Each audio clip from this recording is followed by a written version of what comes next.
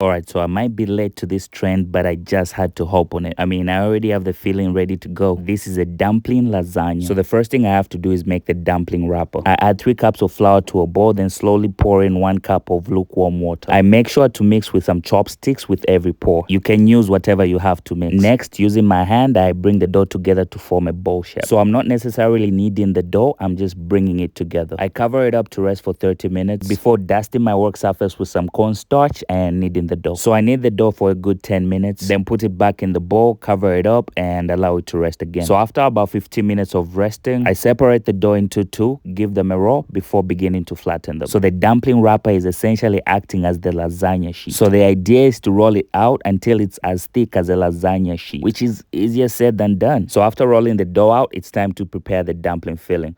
Oh wait, I already have it. So I get my 70% beef, 30% pork dumpling filling sausage out and remove the filling from the casing. So I grab a couple of spoonfuls of the filling and add them to the base of my baking tray, forming the first layer of the lasagna. Then the dumpling skin, another layer of the filling, and so on and so forth. I go ahead and pour a little bit of water on the last layer just so it doesn't dry out. Most people use stock for this part, but I didn't have any. I get a larger baking tray and add water to it and place the lasagna right in the middle. Now, I was planning on using foil paper to seal it, but I discovered last minute that I had run out, so I decided to use baking paper instead. So the lasagna somewhat sealed, I transfer it to the oven to steam. Meanwhile, let's make a sauce with some soy sauce, vinegar, water, garlic, ginger, chili crunch, sugar, and scallions. I give that a quick mix and we have the sauce ready. So after about 30 minutes, I take it out and this is how the lasagna is looking. The top layer is a bit burst because some of the baking paper stuck to it. But look at those layers though. Sheesh. I serve it up on a plate and pour that beautiful sauce all over it. This recipe is a 10 out of 10 and I hope you try it out. And don't forget to hit me up if you want some of these dumpling filling sausages.